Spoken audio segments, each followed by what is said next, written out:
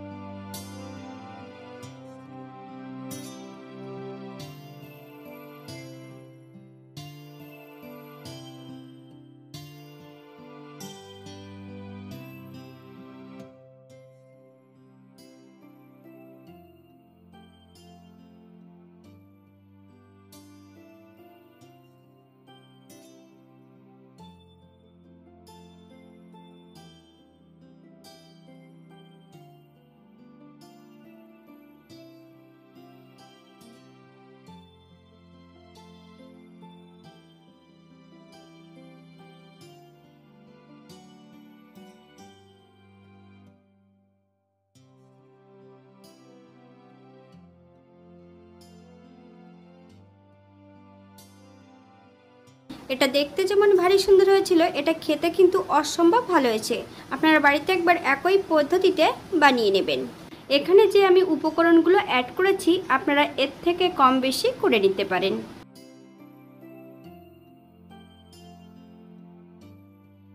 সবাই সুস্থ থাকবেন, ভালো থাকবেন। অন্যদিন নতুন রেসিপি নিয়ে আপনাদের সামনে আবার আমি হাজির হব। নতুন ও পুরনো সকল বন্ধুদের অসংখ্য ধন্যবাদ ভিডিওটি দেখার জন্য। হাতে যদি সময় থাকে তাহলে একটা লাইক, কমেন্ট, শেয়ার করবেন।